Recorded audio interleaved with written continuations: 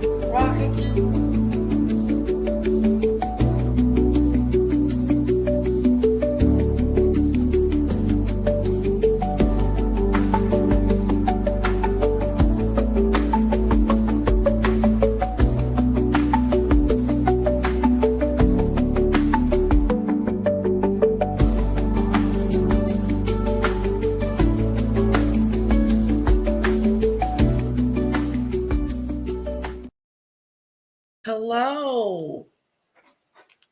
Hello. Hello again.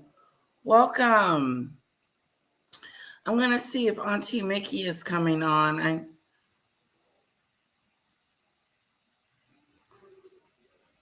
Annabelle's was so fun.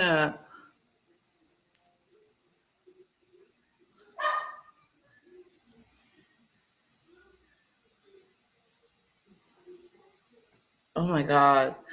So listen, let's do some catching up too on Andrew and stuff.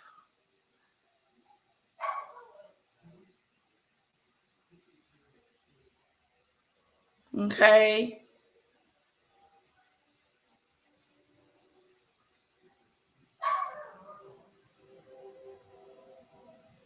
FBI speaks out about Nancy Guthrie.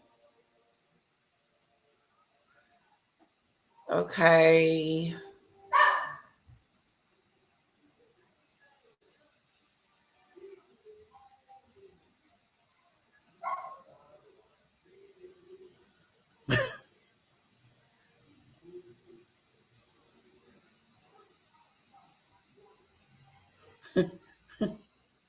Wait, I've got to show you this.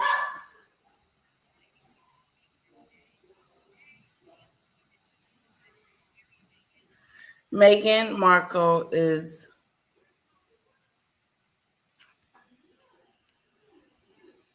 okay. Welcome. Come on in. Welcome. We're going to talk about a few things. Little bit won't take her medicine.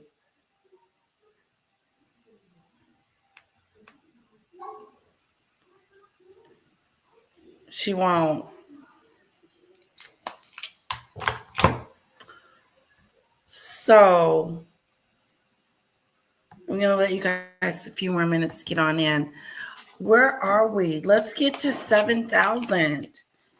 I know that's right. Annabelle said she's going to help me get there. What about that? Some people subscribe. Happy hour was way fun. Hello, highly sensitive. How are you? Welcome. Come on in.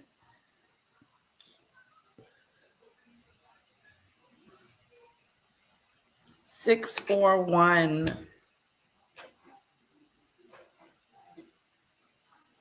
Come on. I can do better. Hello, highly sensitive. I'm going to talk about a few things and then maybe an hour, maybe 30 minutes, and then I'll let you lovely people go. But I wanted to get back on and talk about Andrew. Let me see if Auntie Mickey's coming on tonight. No, she hasn't been on in a couple of days.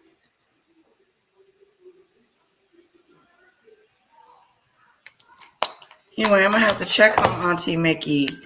I haven't seen her. Auntie Mickey, what's going on, girlfriend? Hello, Lisa. Welcome. Lovely. Welcome to the Mimi Show.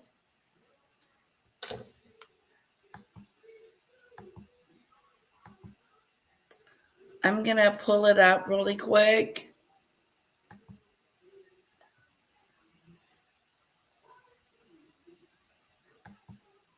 Hold on.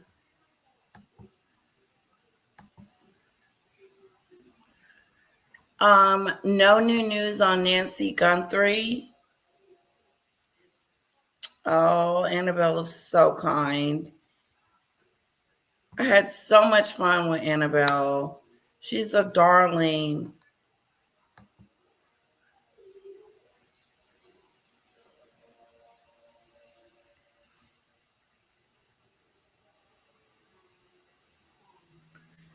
Okay, here we go. Regarding Andrew, I think he should be treated like everybody else. If this was like your next door neighbour and you found out that he'd been... Now, Brendan O'Neill, the reason that I love your writing so much for Spiked Online and The Spectator is that it does make me think, and very often you are prepared to go to places where others don't. And I think really go against the mob, which is something that can be particularly difficult in our current media environment. And you did it this week over Andrew Mountbatten Windsor, the former prince. Wait. It's so messy in regards to the Markle family situation, Tom, because Thomas Markle Jr., who is a YouTuber now, Thomas Markle Jr. and Friends is his YouTube channel. And look, he's an outspoken guy. And you know I like outspoken people, okay? But he has now, in his emotion over what his father has gone through, and I think to some consternation from other family members, gone public and blasted Meghan. Long story short, all right, I do blame Meghan Markle. Meghan Markle, the shit stain of humanity. Yes, Meghan, and I hope you're watching right now. I hope you're watching, Meghan, because you are the shit stain of fucking humanity. I hope people spit in your face when they see you walking down the street.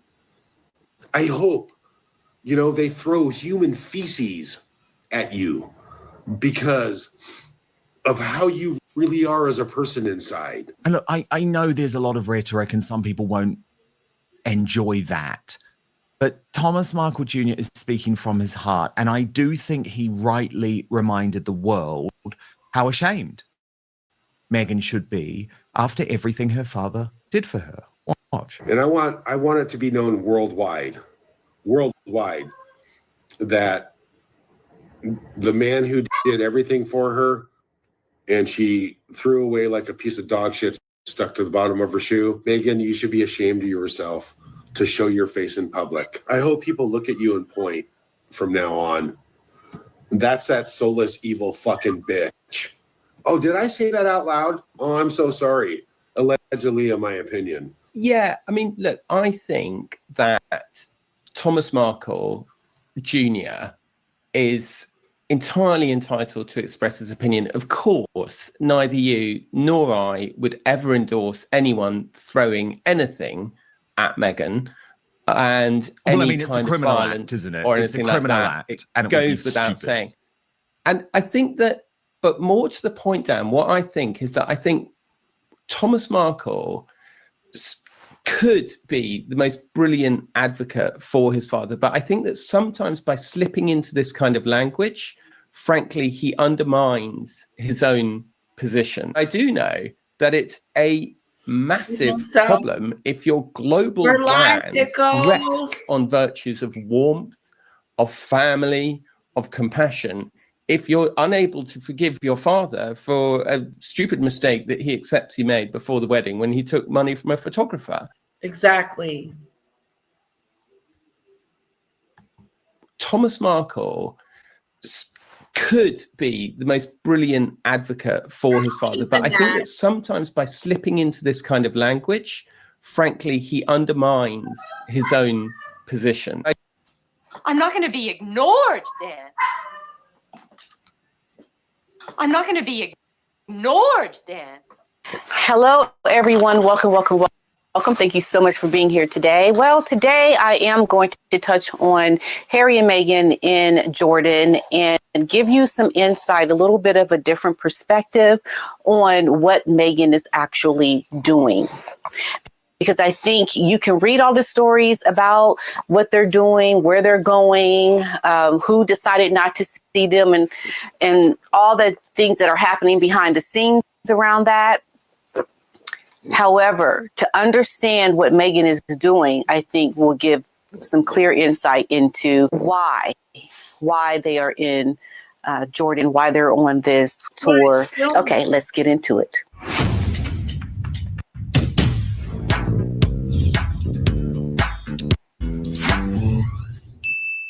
So I will say, from my standpoint, I was very, very fortunate at a young age to feel as though my voice was being heard. Here she go.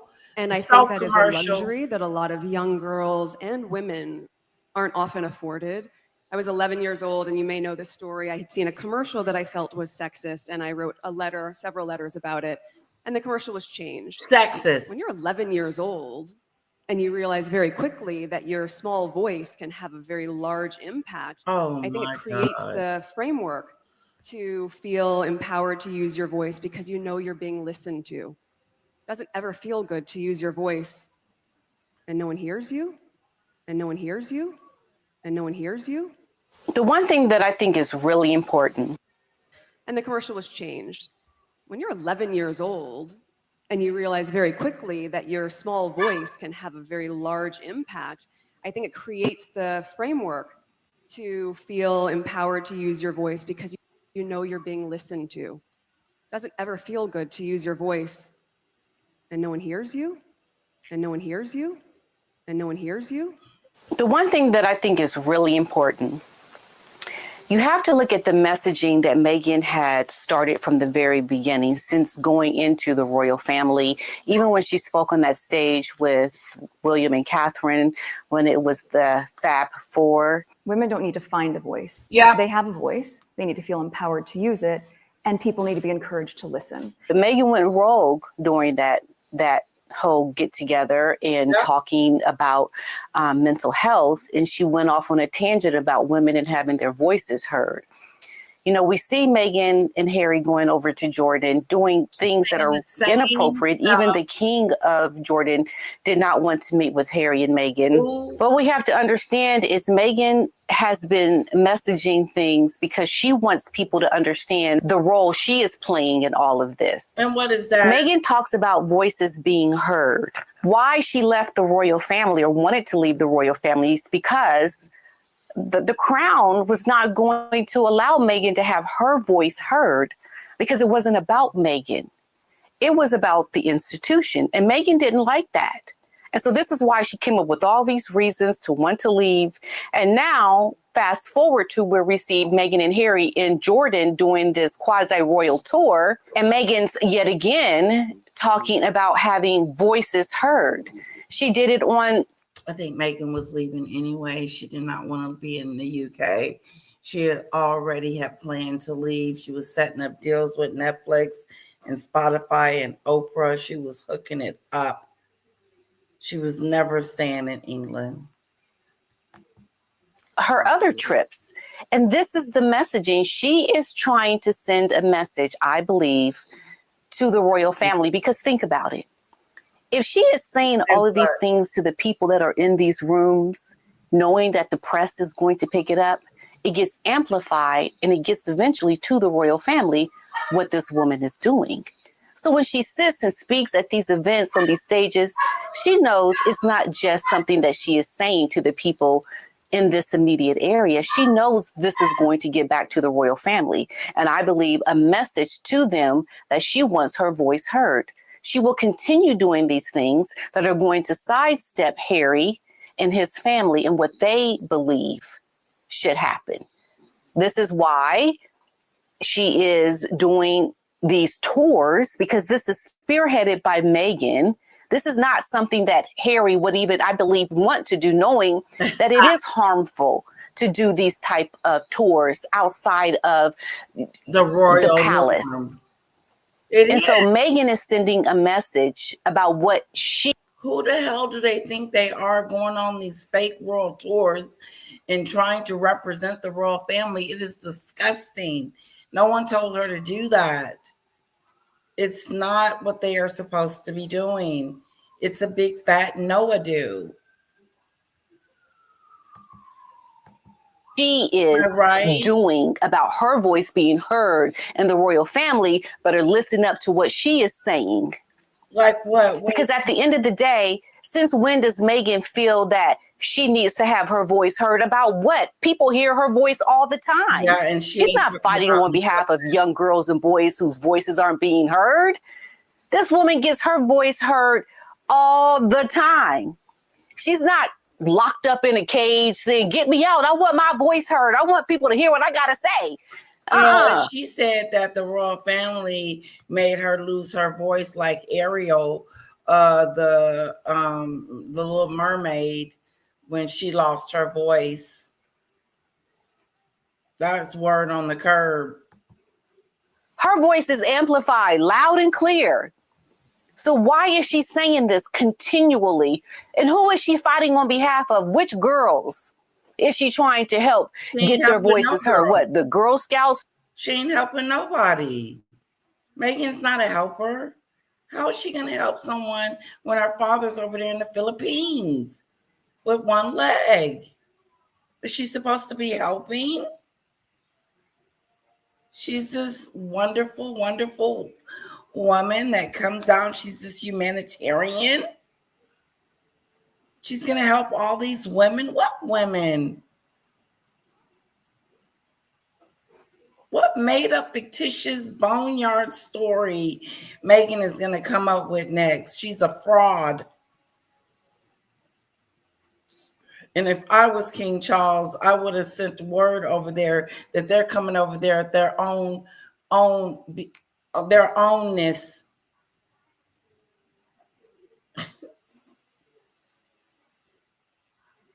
What does she think she's doing? It's just weird too. Right after Andrew goes to jail. You know what I'm saying? Now here she going to Jordan. To do what? To prove what? To pretend to do what? That you care about these people? They mean nothing to you. She's a fake-a-do. In this movie that they bought rights to and trying to have the girls who are selling cookies, that had nothing to do with their voices being heard. That is a multi-million-dollar organization that has been working with young girls and for years. Meghan is a fraud-a-do. They don't need Meghan to come in to help make a difference. But it's this constant, I'm trying to solve a problem for people who don't have their voices heard, which is an outright lie. And Meghan right now, what she is doing is that she is trying to tell the royal family, I'm still here now in America, distant from the royal family.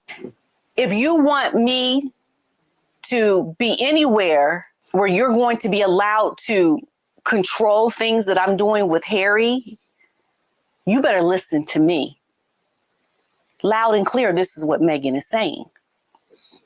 She's not fighting on behalf of nobody. I don't know anybody, any girl, any organization of women. I mean, this is a time when any and everybody can have their voices heard via social media. There's nobody controlling this. I mean, there are some women who are oppressed in their countries, but Meghan hasn't always been about trying to help other women in these countries. She ain't never been How about could that. she? She's not attached to some. She's never been about that. She ain't even about that right now. She's fake. It's a fake facade, fake-a-do. It's a fake facade. It's a fake-a-do. Fake-a-do. Something that a greater cause that is going to work to help suppressed women who are in certain countries have their voices heard. Like, how is she going to affect change with that? Meghan's message has. How's she going to affect change? How? I want to know too. Always been general to hear our voices, but to who? To know we hear you, Meghan, and we hear what you're saying. we know that you're trying to control the narrative around what you're doing with Harry, and you're messaging things to the royal family in real time. Whenever you do these tours, whenever you go and give a speech, whenever you do anything, you are trying to show yourself as a leader who is trying to make change. But you're not really making change for anybody. Why are you still on these speaking points? Because I think Meghan knows that when things go down with Harry, because let me tell you something, watching them on this tour, watching how Harry has been evasive towards Meghan shows me that he is shutting her down. No, P. Dinah. He ain't going nowhere. He's still wrapped up into her like a marshmallow to chocolate. Okay? No. He's an idiot and will forever be an idiot. And the only time he's going to wake up is when she says, I don't want to be married to you anymore, Harry. You're no longer of use to me. I've spent all your money, all your fameness, everything's gone. There's nothing left. You're not used to me anymore. So what's next? That's what's going to go down. She doesn't like that. She doesn't want to be shut down. She doesn't want to be told that, oh, you can't control me by holding my hand and having me direct certain things. Like Harry, I can see, is getting a little bit agitated with this woman. Oh, no. He's not getting agitated. There's no agitation.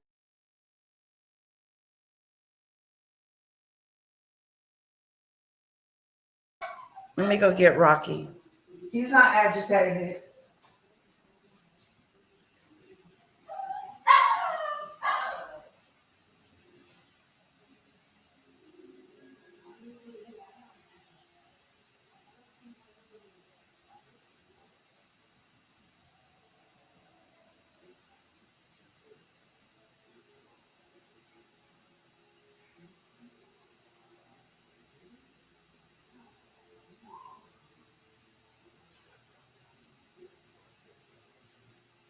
Get back up again. No, he ain't tired of her. When is he gonna get tired of Meghan? No.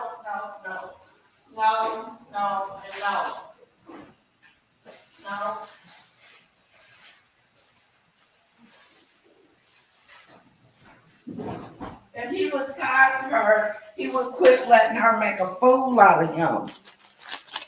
Okay? If he had any sense to do, he would. Yeah, he ain't moving around. He ain't moving around. And trying to control him because it's all about Meghan and doing what she wants to do, and her voice being amplified. This is why she's on these tours, trying to do nothing. Essentially, she's not affecting change for nothing. And having Harry come along as if he is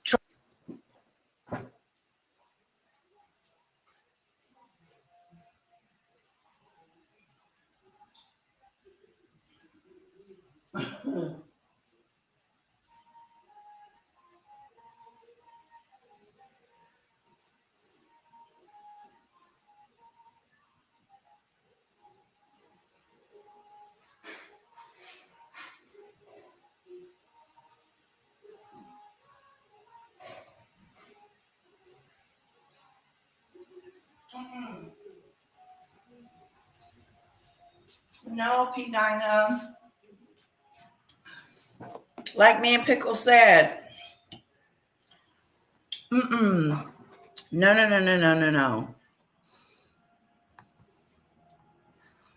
Pickles agrees with me. Pickle says, I agree with you, LL. Harry is staying close to Meg. That is exactly right. He's going to do whatever she says to do.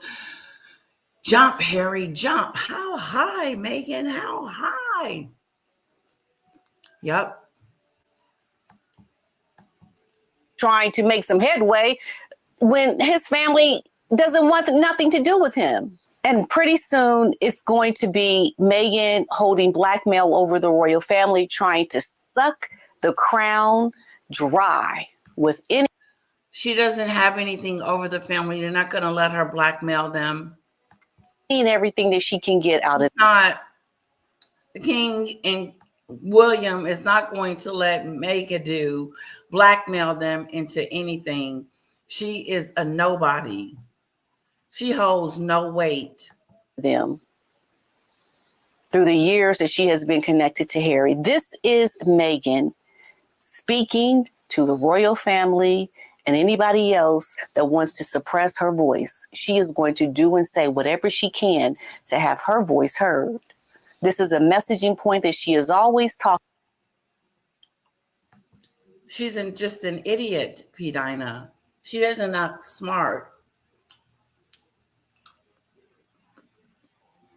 She just wants it to be seen as if she's a royal and she can be a better royal than they can because of all the stuff that's going on with Andrew. If anything, that's the message. I can be a better royal. Look. Talked about. And interesting that she doesn't even mention the fact that it was her father who helped to amplify her voice when she wrote those letters on behalf of dishwashing soap when she was on Nick. Of course, she's not going to give her father any props. That would mean she cares about him. And we know she don't. She don't care about him. Nickelodeon. Because let's keep it real. We all know that commercial was not changed because of Meghan's letter. It was a class project and letters were written by all kind of people. She said it was. B. Dinah. She said it was. She said it was.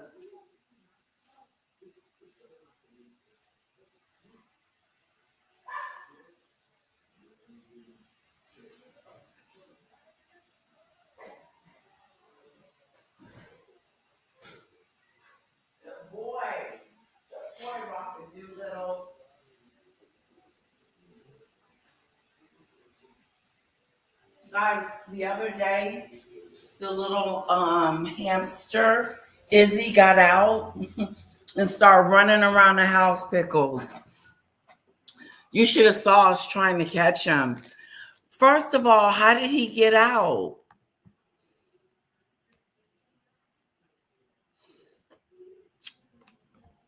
It's crazy. Around the country about that commercial, but Meghan makes it sound as if she is the one who wrote a letter that affected change, and that's not true. So she'll do whatever she can to take the accolades of something to help herself be lifted up as if she's the change maker. Oh, yes, for sure. Meghan, I believe, is a very dangerous woman, and I think what she is doing with Harry and trying to she manipulates everything, like she's trying to say that she's a humanitarian, P. Dinah, and she is not a humanitarian. To make her voice be the leader in all of this, she is going to hold the royal family captive around whatever it is that she may have on them, because she's always going to want what she has to say to be said to get what she wants to get. Right. And that's not going to be good. That's not going to be good for the royal family. Why? I mean, how embarrassing to show up as a +1 on behalf of the director of the World Health Organization. Not that you were invited, but that you were there because you were their +1. That is embarrassing. So after they were snubbed by the King and Queen and Crown Prince of Jordan, the British government has also distanced itself from the couple's Middle East trip. The Foreign Office was criticized when the Sussexes revealed that they had been hosted by the British ambassador in Amman, Philip Hall. Now, former Tory minister Tim Loughton told the Daily Mail that it was entirely inappropriate that they were guests of Mr. Hall, given the couple's claim to be private citizens. The Foreign Office has declined comment on the 2-day visit to Jordan with the Duke and Duchess of Sussex, but a source with knowledge. They're citizens. They're regular citizens. Why are they going over there like they Princess and Prince William and Princess Catherine? Like, look at this. This is that fake-a-do stuff. Going over there pretending like they're royals. Yeah, the hamster got out the other day, Pickles, running around the house. We had to catch it. We had to catch him. Oh, Izzy. This is a mess. It's a trip. Look at this. The Foreign Office has declined comment on the 2-day visit to Jordan with the Duke and Duchess of Sussex. But a source with knowledge of the trip has said that the British ambassador had not invited Harry and Meghan to his reception, marking iftar, the meal eaten by Muslims at sunset to break their fast during Ramadan. Now, the invitation had been to Dr. Tedros, the Director General of the World Health Organization. He had then asked the Duke and Duchess along as his guest, it is understood. Now, this source has insisted that the British government not have been involved in arranging or facilitating the trip because they are private citizens. The couple have said that they were in Jordan at the invitation of WHO and its boss, Dr. Tedros. How pathetic do you have to be? I mean, how embarrassing to look like you are so desperate that you'll go along as a +1 and not be invited. If that doesn't tell you everything you need to know about this woman, she doesn't care about being embarrassed. As long as she doesn't. She doesn't think that people are going to find out. And we're going to find out that you're embarrassing yourself. You're making a fool out of yourself. Get somewhere and sit down. But oh no, I got to prove a point. I'm important. She gets to be in the room to have her voice heard. She'll do any and everything. This is why she is dangerous. This is why Meghan cannot be trusted. Yep. And the king, the royal family, they better nip this in the bud before it gets any worse. Nip what in the bud, girl? What they supposed to do? Is she right about that? Do they need to do something? Hello, royal family. Because this is a rogue couple. And as long as Meghan is... They're rogues. They're thug rogues. They're rogues. They just doing what they want to do when they get ready to do it, when they get ready to do it. And they're going on a royal tour and haven't been officially announced to do it. It's very embarrassing.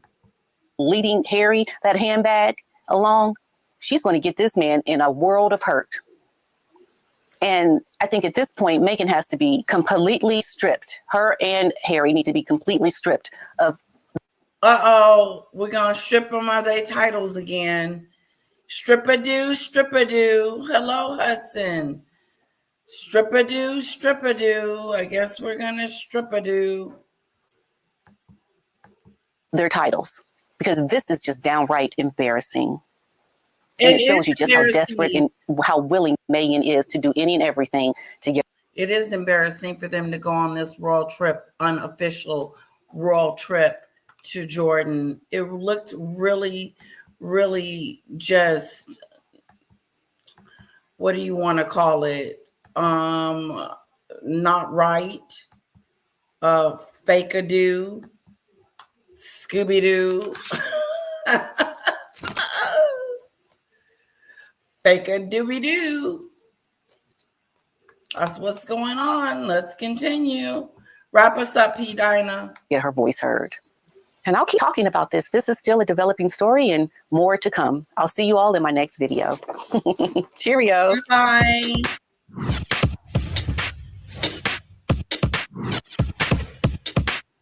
Okay, this I'm going to keep It's forever. so messy in regards to the Markle family situation, Tom, because Thomas Markle Jr., who is a YouTuber now, Thomas Markle Jr. and Friends is his YouTube channel. And look, he's an outspoken guy. And you know I like outspoken people, okay?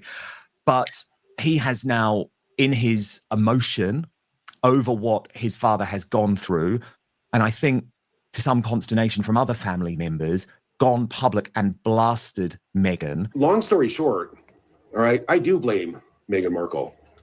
Meghan Markle.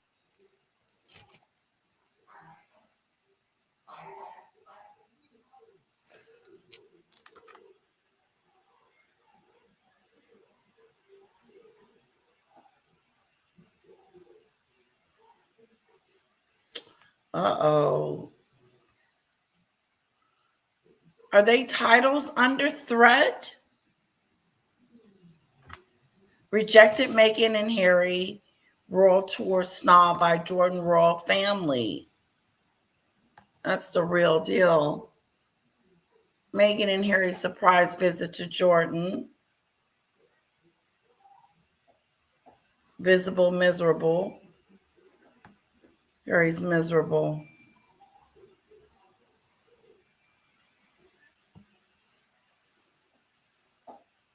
Meghan and Harry, Prince Harry snobbed. Andrew's scandal rages on. What does the king know? This is good.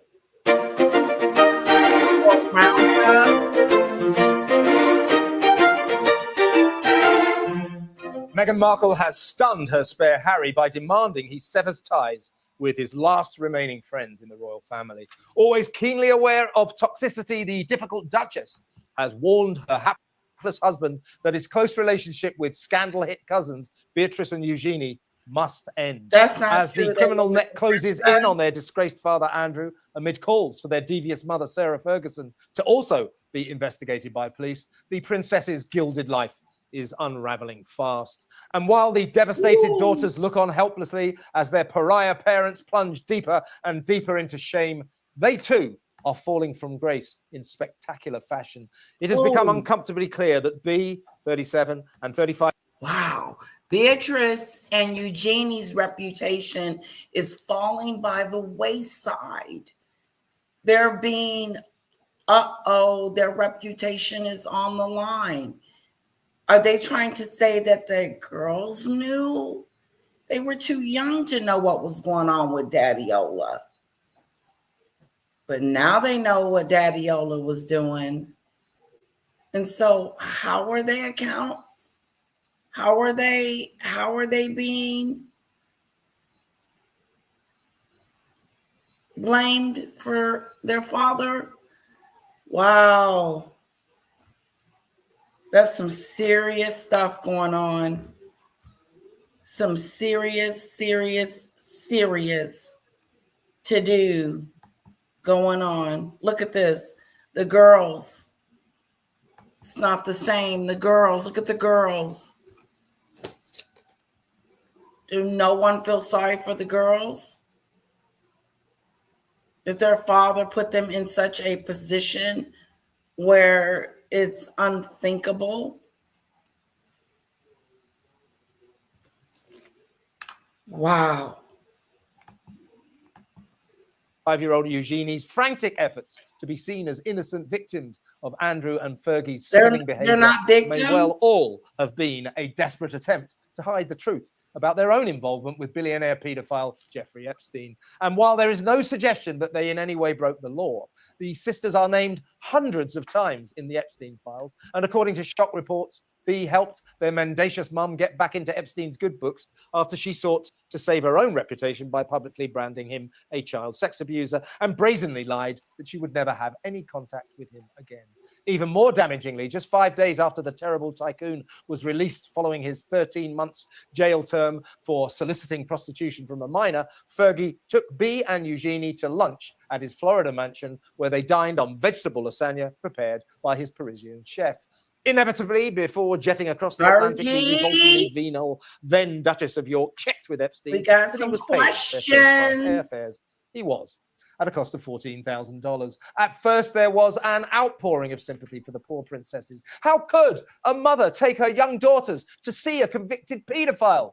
But then it began to dawn on shocked royal watchers that, at the time in 2009, B was 20 and Eugenie was 19. They're victims. Not little girls, fully grown adults who must have known all about their mother's evil benefactor. In other bad news, it is well documented that B was front and center of the negotiations that led to her notoriously thick dad's disastrous from grace in spectacular fashion. It has become uncomfortably clear that B, 37 and 35-year-old Eugenie's frantic efforts to be seen as innocent victims of Andrew and Fergie's sickening behavior may well all have been a desperate attempt to hide the truth about their own involvement with billionaire paedophile Jeffrey Epstein. And while there is no suggestion that they in any way broke the law, the sisters are named hundreds of times in the Epstein files. And according to shock reports, B helped their mendacious mum get back into Epstein's good books after she sought to save her own reputation by publicly branding him a child sex abuser and brazenly lied. Oh, they are taking this way. Hello. Hudson, how are you? Hello, Lady Letitia. Well, what about they blaming the girls? They were grown. I thought they were like young. They were grown. They were legal age. They were grown, and if it was something else, they would still, they would still be close to the carpet. I don't feel sorry for none of the royals. Absolutely not. Yeah, you don't. Yeah, I already know you're. Yeah.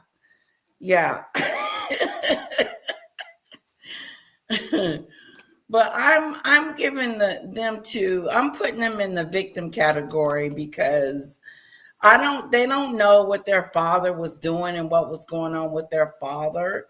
I wouldn't have known what was going on with mine. Your father's not the prince. But just thinking that if he was, you would know.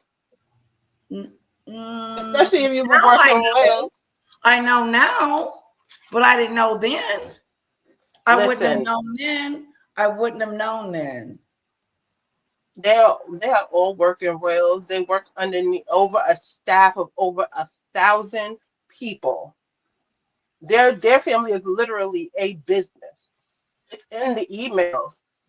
They all knew. They just don't see us as the same. Like it's the same to them. They see us as like pets. They live a different life. They have a different upbringing. Yeah, but you think everybody knew Hudson, and I really don't think these girls were paying that kind of attention to what their father was doing. You would have to. I'm not seeing it. Especially if they knew Epstein. Especially if they knew Epstein. They knew what he was about. No. They knew what type of party. They've been to the parties. It's been stated already. They've been to his house. They've been to the parties. They've been here. They've been there. They've been on the island. They know. Yeah, but that's not something that you pay attention to. Like, oh, look at that girl. She's young. That shouldn't be doing that kind of thing. I'm having a hard time believing that they were even in that atmosphere. Well, you see, we say that even now with celebrities, we'll see them in a magazine and be like, oh, look at that girl. She's young. So, yeah. Strangers. I think this is a bit much. Let's see what he's saying. That she would never have any contact with him again.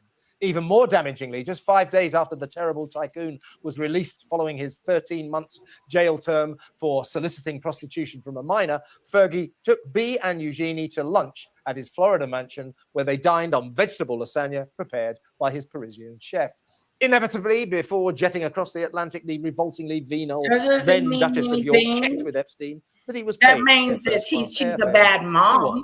At a cost of $14,000. I think they were talking about at dinner. First, there was an outpouring. I think that makes her a bad mom. How could a mother take her young daughters to see a convicted paedophile? That's bad. It began to dawn on shocked royal watchers. Shame on her. At the time, in 2009, B was 20 and Eugenie was 19. Not little girls, fully grown adults who must have known all about their mothers. I don't believe that. In other bad news, it is well documented that B was front and center of the negotiations that led to her notoriously thick dad's disastrous 2019 interview. Are so quick to blame and assume that these girls knew what was going on because they had met him before.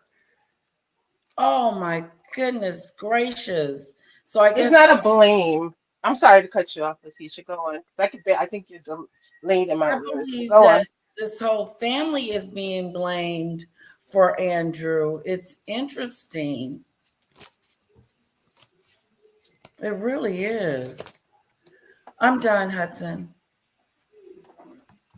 Hello? Yes. I don't think they're blaming. I don't think they're all getting blamed for Andrew's misdoing. I think they're getting blamed for their part, being a getaway driver. Like, they're not getting blamed for robbing the bank, but they're getting blamed for being the getaway driver. Yeah, that's pretty much it. It's like I was in the car, so I knew what was going on. No. Did you hear the emails when Virginia first started to come out with all the the knowledge in the books and everything? No. When it's the staff, it's in the emails too. That the staff was let me just send it to you. One of them was saying that Andrew was saying to one of them, "Oh, did you get the name? Did you get the birthday in the social?" They were like, "Yeah, we have it ready. We're running it right now." This is the staff. Hold on. Ooh. So the staff knew. Shame on them. I can see that.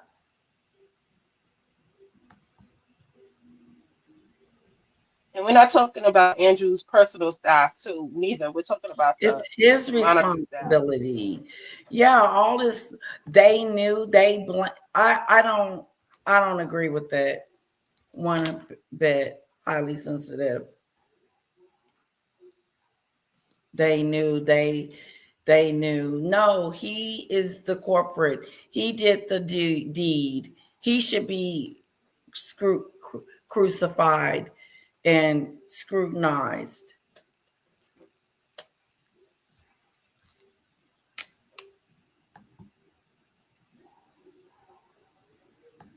I put it in the back. It's a short video. Okay. That may well trigger the biggest constitutional crisis in recent British history. As the brother of the king, Andrew has spent his life surrounded by servants, aides, royal family members, and government officials. And as allegations of his involvement in Jeffrey Epstein's trade in young girls and women swell, it's hard to believe that if they turn out to be true, those around Andrew knew nothing of what he's alleged to have been doing. Any sense of a cover-up or protecting Andrew from the consequences of his alleged actions could spell the end of the monarchy. But some don't see it that way. Veteran BBC journalist Jonathan Dimbleby is also the King's friend and biographer. He spoke to the BBC after Andrew's arrest on Thursday. He is the King's brother, and I wonder what you think about the damage that this does to the royal family, to the monarchy. Exactly. I don't think that it damages the monarchy. I think we have to separate the notion of a family from the institution of the monarchy. I think it's very important. It's very easy to align the two. And I have to say in parentheses, Pause it for a second. Was used the most I agree with him. Okay, the first time the Queen took him off the royal duty and the working for the royal underneath the royal monarchy and visiting the countries and cutting the ribbon and stuff like that because all this was going on. So she took him off of royal duties, right? She did. King Charles is the one that put him back on while she was still alive because he was in charge of all of that. So he reinstated his brother. And this is after Virginia, after them paying, after all of that mess. So he got put back on? No, Charles put him back on. That's weird. That he shouldn't have done that. Fortunate phrase when he talked about the family business. It's not a family business. It is a family business. First of all. Second, you take the individuals. He mentioned, the king mentioned, didn't he, that all the family would continue to help. If you think of the Prince and Princess of Wales, the Princess Royal, the Duke of Edinburgh, they are all doing their duties. They will individually have feelings about this. I do not see that because one member of the royal family has been arrested, maybe, we don't know, maybe charged with a very serious offense, that brings the institution in disrespect. On the contrary, it demonstrates that the institution is functioning. In one way, Dimbleby is right. The institution is functioning, and that's because the single job of the monarchy is to sustain itself at whatever cost. This time, the cost is Andrew. But for years, it may have been girls and young women. I'm in London. I was so young.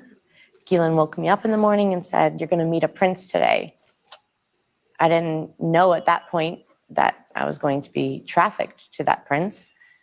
And then that night, Prince Andrew came to her house in London, and we went out to Club Tramp. Prince Andrew got me alcohol. It was in the VIP section. I'm pretty sure it was vodka. Prince Andrew was like, "Let's dance together." And I was like, okay.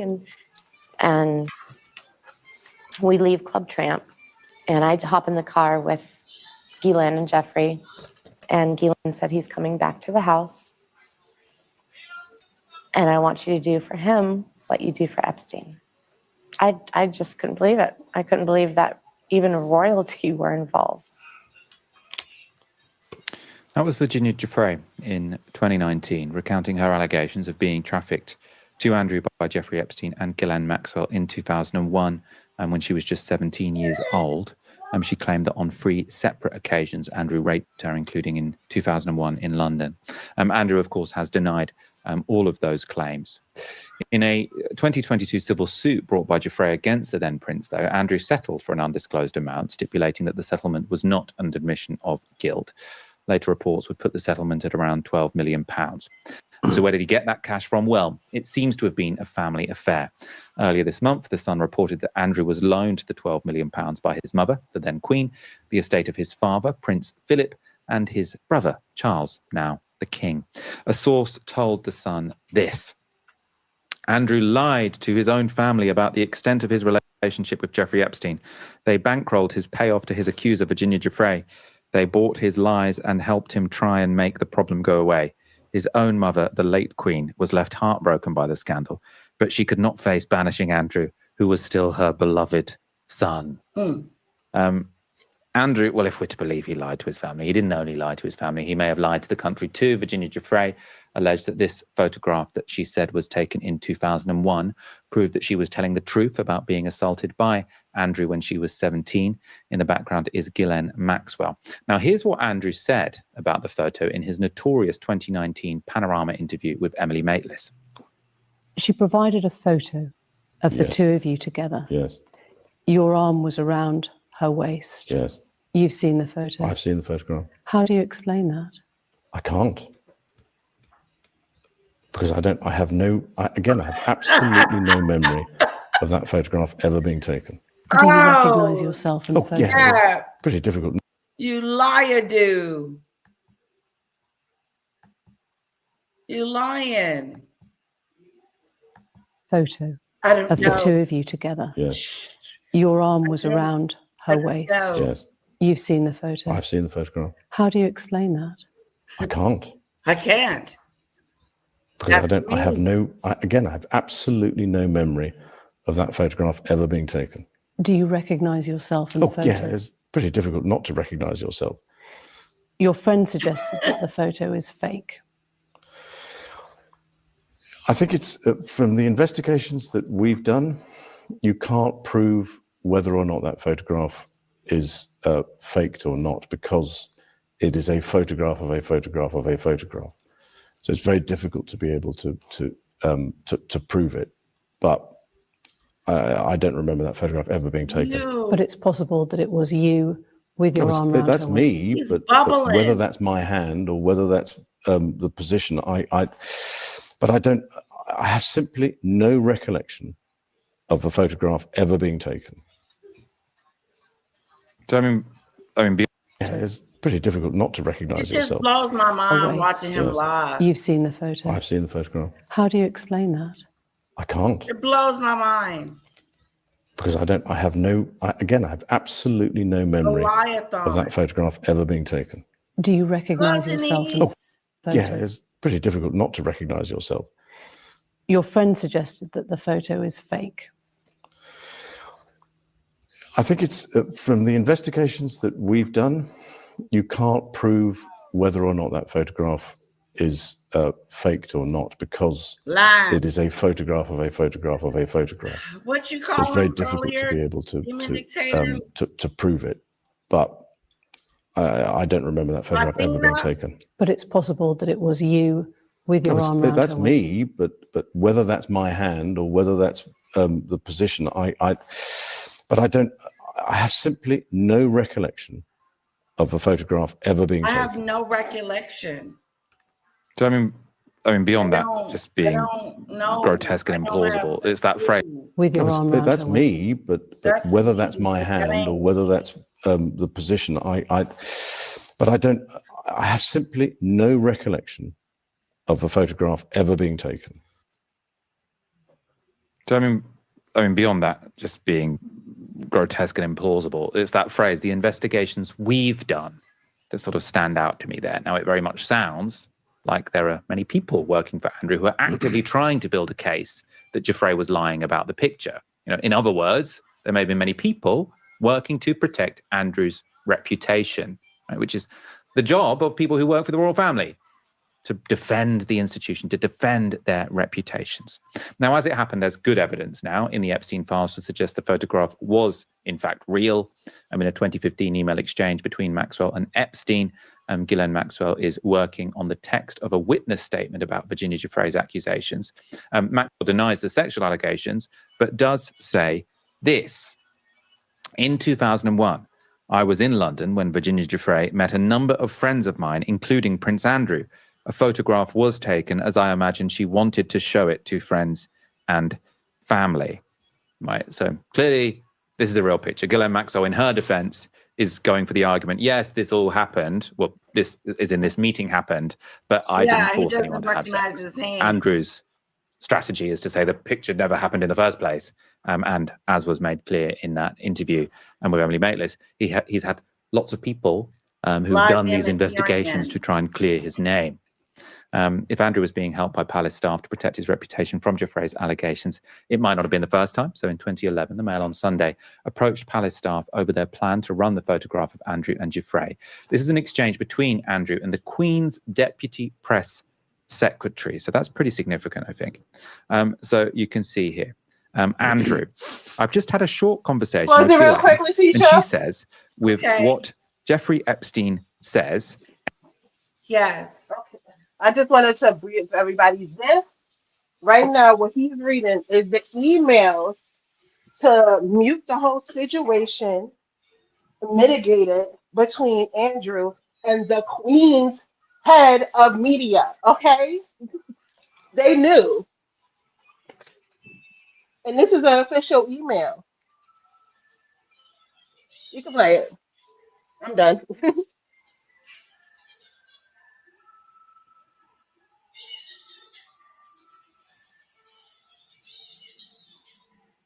Okay, when was this? I think it was 2000. It was either in the 11th or 01. The Queen was still alive.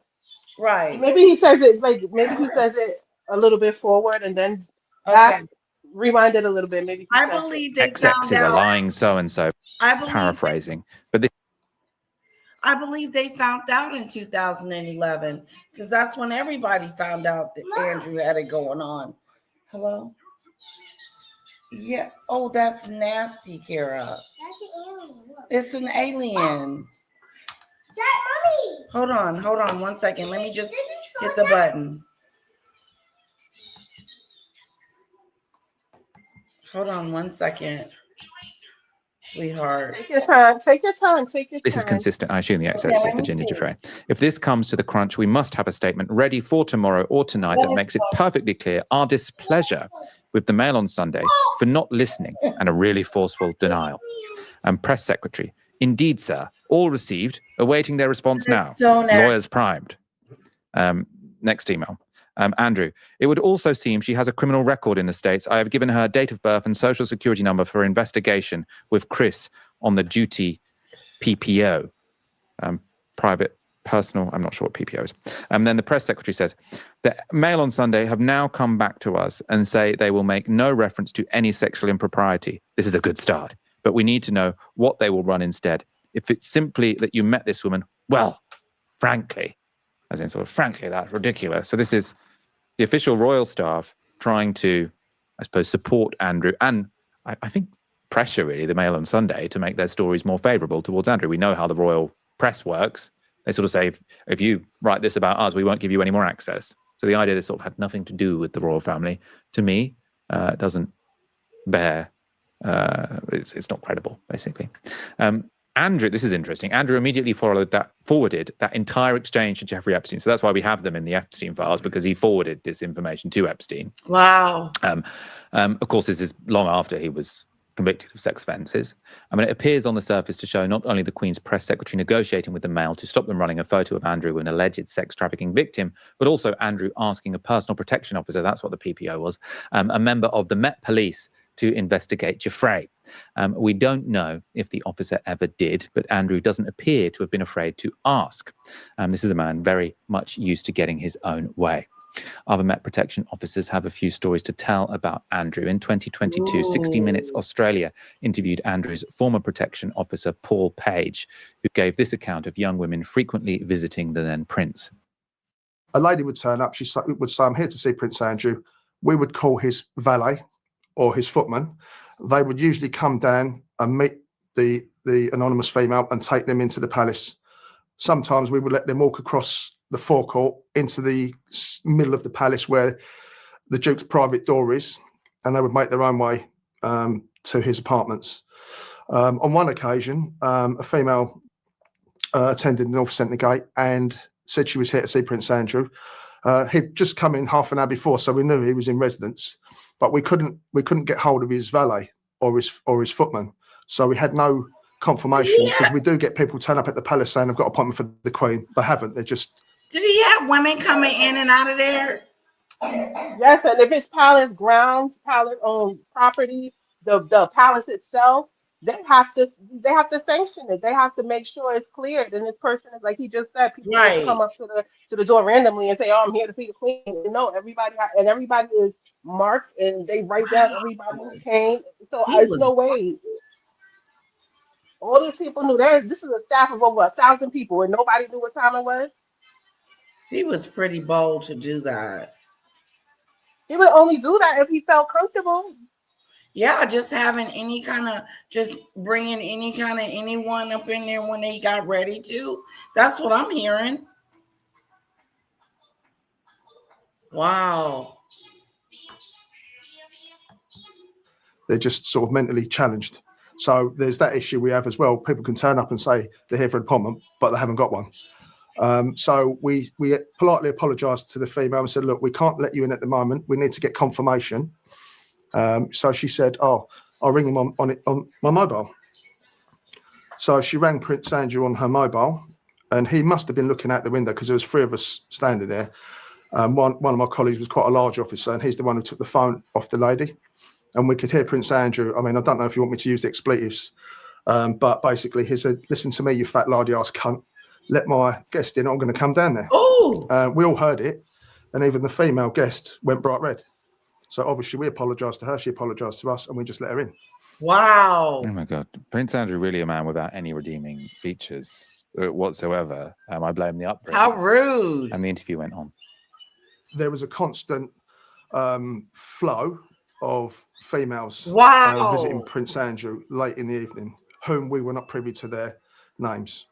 So what, amongst the protection officers, what was the banter about Prince Andrew and his entourage of women, the number that were coming in? We obviously thought it was a bit of a boy, and the joke was he should have a revolving door in his bedroom. Wow. You know, it was that sort of attitude. I mean, he would get his protection officers to drive some of these females home. And to be quite honest with you, last time I looked, Royal Protection Command isn't the taxi service. So he misused police resources for his own ends. Pause it before you talk. Officers aren't going to say no. They're going to do what they're told. Yeah. That's the royal family's dime that's paid for by the state and the people. That's paid for by the taxes. People get charged for every time that he had his little chauffeurs and valet drive this girl home. Oh, taxpayers' money. Yes, like if the president did it. Yeah, it was. Okay, hold on. Let's go, sweetie. Now, we should be clear that the protection officer interviewed there says he put the ages of all the girls who visited Andrew at 20 or older. But as the investigation into Andrew grows, protection officers will now be questioned over his Epstein links, with officers being asked to consider carefully whether they ever saw or heard anything relevant to the case. Others around Andrew may have had more material incentives to turn a blind eye. Andrew's ex-wife, Sarah Ferguson, who continued to live with the prince after their divorce, appears to have benefited financially from a relationship with Epstein. On one occasion in 2001, she received $150,000 from the billionaire, though a spokesperson for the former Duchess said the money related to share options she had earned as an ambassador for Weight Watchers. Even in 2010, though, just months after Epstein was released from house arrest following a child sex conviction, Ferguson wrote to him to express her gratitude for his generosity and kindness. "I am at your service," she says at the end of the email. Then Andrew was just doing all marry me. kinds of stuff. There's no suggestion that Ferguson or any palace staff or acquaintances of Andrew have done anything criminal. Indeed, Andrew continues to deny all criminal allegations of wrongdoing.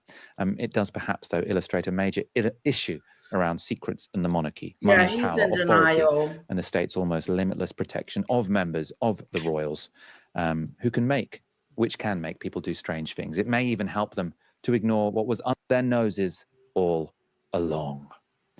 Barry, we'll be quick because we need to wrap up the show quite quickly. But this idea that this has nothing to do with the broader palace, that this is sort of Prince Andrew, he's one rotten egg.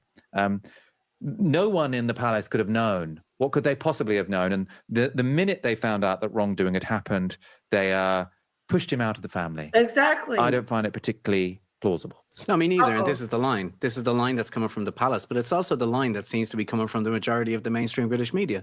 What Jonathan Dimbleby said that, look, it's the one bad apple defense, right? And last night in Question Time, we saw the same thing. Everybody on Question Time said, this is one person, the institution is in good health. What they're going to do is they're going to lean on the fact that they have William and Kate, who are still incredibly popular with the British public. And then I think there's this other thing that I find quite insidious, which is the notion that it's a family and that it's family business. You know, why should William be made to answer questions for his uncle? Why should Charles be embarrassed by his brother? But it's not just a family. It's this weird melding of a family with the state. And William... Also, if we say that families are relevant, you're not going to be king, mate. All right. That's the reason you got the job. But there's almost this like, there's this that's taboo against questioning Charles and William, right, on anything to do with Andrew, as if they're not representatives of this incredibly powerful institution. If they are representatives of this incredibly powerful state institution, then why shouldn't they ask questions about the behavior of another one of its senior members, especially when, as you've just outlined, there is so much convincing evidence that a lot of people within that institution knew about this. We had William go on BBC a few days ago. He spoke about mental health charity work that he does. Some people criticized the BBC for not questioning him about Andrew. I think that there was some defense made that this was not a news show that he was on. You know, he was there to talk about something different. Listen, I'm a journalist. You're a journalist. Think about this. There's a massive story to do with Andrew Epstein, the arrest, everything. William is at BBC. You are a BBC News journalist. You are running a news desk. Why on earth wouldn't you send a journalist down to doorstep him when he leaves the building? Why not? I mean, why is that absurd? Okay, as they I were say great. it, we know that Thank it you. will never, ever happen. The BBC would never, ever do that. Why not? That is journalism. And again, as the public face of a really I powerful... want to hear about Nancy real quick. Wait, they're gonna say what Charles did. Oh, let me go back. Sorry.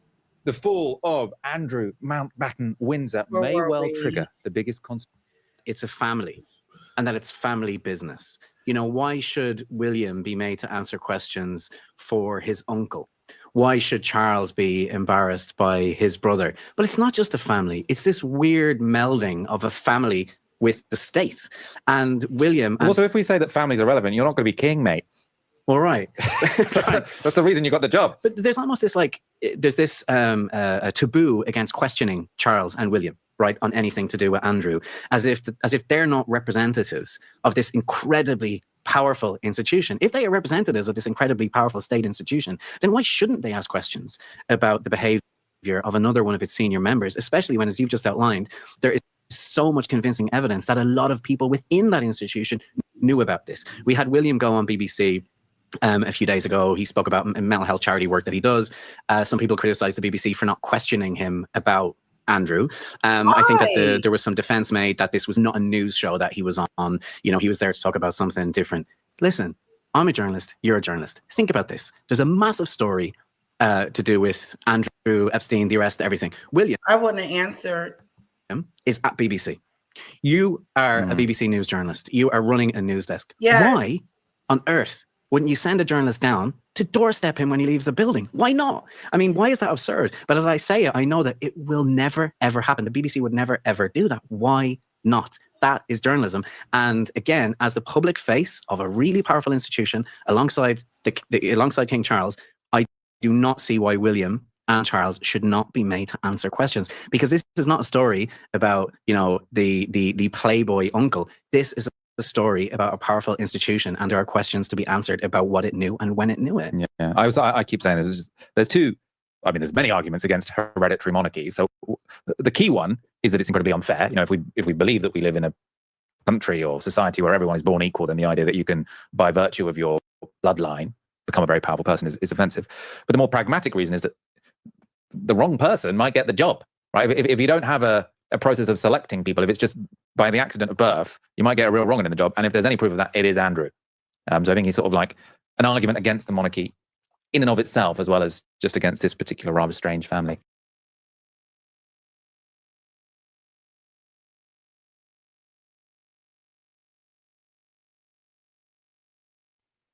Was that the end? Maybe I'm thinking of another one. In the emails, it says that well, it's known that Charles is the one that while the Queen was still here, Charles is the one that reinstated him when the Queen took him off the royal rosters. And if you have somebody like that walking around and you're sending them by the taxpayers' dimes to other countries to meet with dignitaries and things like that as your representative, and you know he's a creepazoid, like that's pretty important. That's pretty important. Because you're saying that they put him back out there after his mother took him off. Yes, this is before. Remember when before she took away his official titles and stuff like that? She said that he's just not going to go out on royal duty. Yeah. Yes. I don't remember him putting him back on though. Charles I put him do back remember on. him like walking and being a part of the family though. And they find an article. Charles put him back on, I think for income purposes. And to be honest, like I've been saying, even if they didn't know, say they didn't know till yesterday, this is a big deal. Do you want these people as your representative? Yeah, it's a big deal. They're weak. They're weak. They're incompetent. They don't pay attention. They're misusing your tax dollars. So, like at this point, what type of people do you want representing you and at the head of your state, and you to be bound to and all this other BS? Yeah, but I don't think that they need to be crucified for what he's done in the dark. I just really don't. I don't think it's fair for me to be crucified for that. If I'm doing the job that I'm supposed to be doing for the country, whatever that is, cutting ribbons, whatever the case is, then I'm doing it. I'm doing what I'm supposed to be doing for the country. And not only am I doing that, but the person that has done bad is being reprimanded as we speak. He is not being off scot-free. He's being held accountable for his discretions. And I just don't get how it's everybody else's fault. If any of our jobs But I do understand where you're coming from with it, because it's like the president. If something goes wrong, we're going to be looking to the president when things go wrong to fix it. Not only that, if they just found out, we're going to be like, where was your antennas this whole time? It's been 30 years and you just now finding out? People get fired for stuff like that. Yeah, I don't think they knew when he was doing it. I think they knew when he got caught. Then why didn't they know? He was spending up the taxpayers' money. Why didn't they know?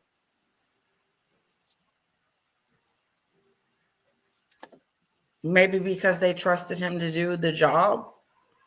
Well, then that's your incompetence. Well, that's their incompetence then. It's causing, not only is it spending up the taxpayers' money around, like Meghan and Harry. Look at them. No one knows what they're up to. This is not only that, but it's affecting lives.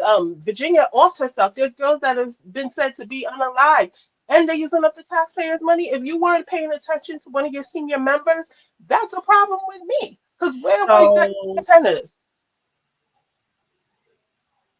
That's still crucifying everybody that didn't know. But just because I'm associated with them, I was supposed to know? No. And the person that they want is in question. He's being questioned. He's been arrested. This is unprecedented. It is happening. She is getting her justice, I believe. Now, if they wasn't doing anything, then it would be, this looks really bad.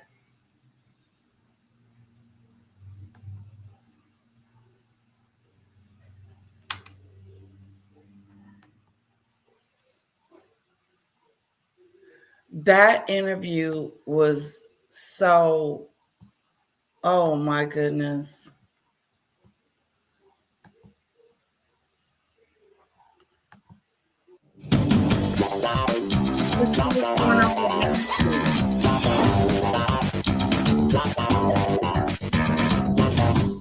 Welcome to TMZ Live. There is some interesting information, not just about Nancy Guthrie, but about Savannah Guthrie. So he's still there's been a lot of talk about how does she come back to the Today Show as long as things are unresolved. And the reality is, and our law enforcement sources are saying this, that this case could be unresolved for months, even years, before they find Nancy Guthrie. That is just a stark reality right now.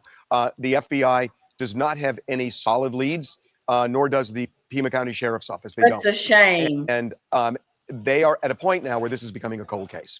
So Savannah Guthrie acknowledged this in her last video, that it would take a miracle for her mom to be alive at this point. And there are realities to all of this. This is a very religious family. Nancy Guthrie was very religious. And, the closure of finding Nancy, whether she's alive or not, is something this family clearly needs. I mean, you see this written all over Savannah's face, as she's spoken over the last month. And she's not getting that closure. And so the question, what does she do? Does she come back to the Today Show? Go back to work. Just, as they say, put on a happy face. Get my mind and, kind of, push this to the side for 2 hours a day, or not. And if she decides to come back, when does she do that? And does she address it if she comes back? She's going to have to say something. Yeah. But it is a shadow, a cloud that will be cast over her. You can just feel it as you watch her, until there's some closure with her mom. So here's what we're told. We're told no decision has been made yet. And that Savannah, we are told, has not communicated anything to NBC in terms of a return date or lack thereof. And the important thing we're told is NBC has absolutely not exerted any pressure on her for any return date, that they are giving her the space she needs right now, but NBC is sitting back and waiting.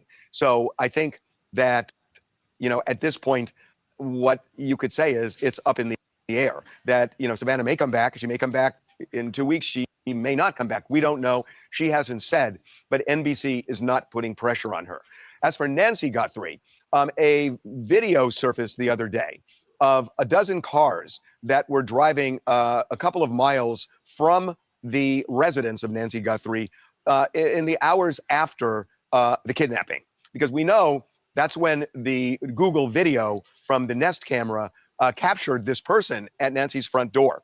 So that is at 2:12 when the Google search of the Nest camera revealed this man at Nancy's door. So he's there. Now, 2.5 miles away, there's a road, and there are cars going back and forth. One of them, the first one, you see past 19 minutes after that video was taken. So theoretically, 19 minutes would be long enough for somebody perhaps to go inside, take Nancy, put her in a car, and drive those 2.5 miles. So it is possible, in terms of time, that one of those cars could be the kidnapper's car. And there were a dozen of these cars, in that period of time. But the first of which, 19 minutes after the person was on that doorstep. Our FBI sources say that this is a dead end. That the placement of the road against Nancy's house makes no sense. That it's the opposite direction from anything, and they have looked also at the ingress and egress around that road, and they have already looked at this and said there is nothing here. So even though it seems enticing to see that car go by, the FBI, we're told, has already made a decision that there is no real lead produced by the video. So right now, they don't have a suspect. They don't have a person of interest. They do not have a vehicle. I said, so there's no tire tracks. It's 19 miles. I know. They walked the old lady 19 miles. I saw 2 cars. And it's not like cars fly back and forth between, like, to her house. They're in like a secluded road. There should be tire marks there. I think they messed up in the beginning. They clearly think there was something to that first ransom note that we and 2 local television stations in Tucson received. But as far as we know, they have not been able to track down who wrote that note, nor are they able to track down the person who has been sending us demand letters saying for a certain amount of money, they will give them information leading to Nancy and the kidnapper. So this is becoming a cold case, and it must be an absolute nightmare for the Guthrie family. Hello, my name is Liza. I'm from Louisiana. Me personally, I think she should give it a little more time. Roughly, her mom's been missing for 26 days. I don't think they've dotted all their I's, nor crossed all their T's in that short time frame. I wouldn't return to today's show until my mom returned home. But what happens? But I got to ask you, because think about this.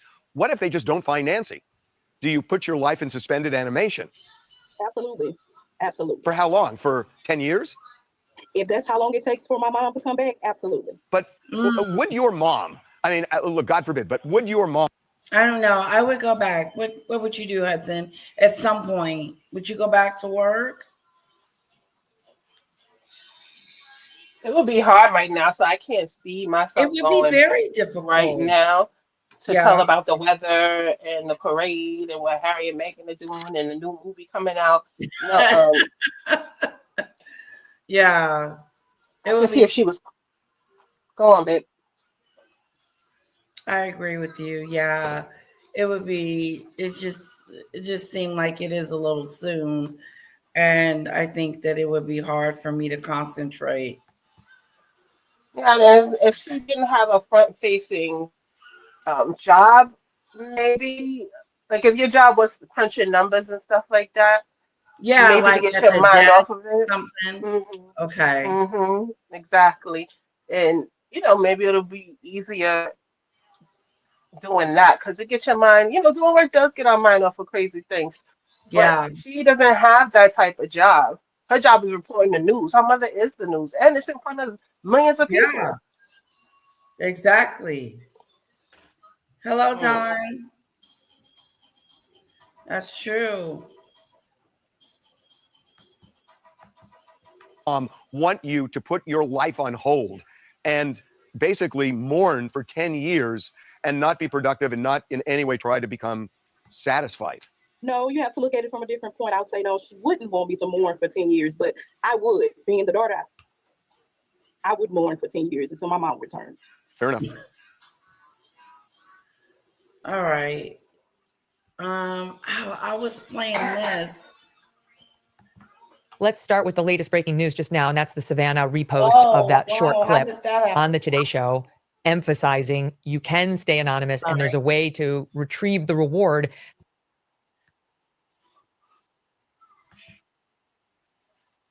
I'm gonna step down real quick. Let's see. Okay, lovely. Thank you. Thank you for having me. I'll be in the chat and I may be back up, but I gotta feed everybody. Okay, thanks for coming up, sweetheart. Thank you. Let's thank Hudson for coming up, guys. I don't get very many visitors.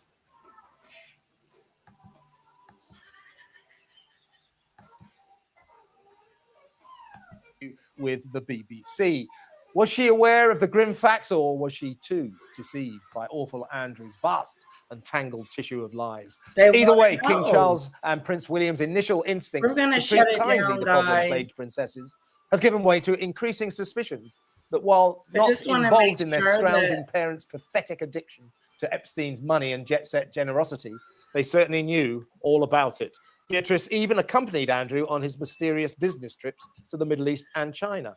And who paid the bills for fun-loving B's 17 holidays in 2015 to glamorous, astronomically expensive destinations, including ritzy Saint-Tropez, Ibiza, and Mexico? It could hardly have been her. She was working for Sony then, on a lowly annual salary of £19,500. Armed with more and more damning information about the York girls, William and Kate's attitude has hardened, and even the famously soft-hearted king is now harbouring serious doubts. Enter Meghan, a meticulously careful curator of her public image, with a track record for dumping friends the moment they attract bad publicity. Ask her former best pal, Canadian socialite Jessica Mulroney. Accused of displaying white privilege by a black influencer, Jessica was instantly cut off by the ruthless Ms. Markle, and the once inseparable bosom buddies have not spoken since. But while the Duchess wasted no time in banishing Bea and Eugenie, Harry is hating having to follow suit. Sadly, he's under orders from her ladyship, and even he comprehends the infectious nature of the Andrew sleaze, dragging his daughters down. And while he seeks to improve his own popularity, the dim duke cannot be seen in their poisonous orbit. Nevertheless, he is shattered by the parting of the ways. When the rest of the royals understand. All right, guys, I'm gonna go take care a little bit. Get her some, get her in the tubby dew and rub her down with some Vixie dew. Okay, Mama? I love you guys. Have a wonderful... Is that an ant? Have a wonderful night. I probably won't see you tomorrow. Maybe Monday. I may be back tomorrow. I'm going to be taking down my hair, redoing my hair, and getting this out and doing something else. So I may take a break. Thank you, guys. Yes, let me go see about my little one. She doesn't want to take her medicine, so I got to wait until her daddy gets home. But she was like, where's daddy to help? I'm like, he's not here. So anyway, let me go check on my little mini me and get her back to her little selfie self. Thank you, Hudson, for coming up. I appreciate you coming up. Sometimes I get really lonely up here, guys. Thank you. Mwah.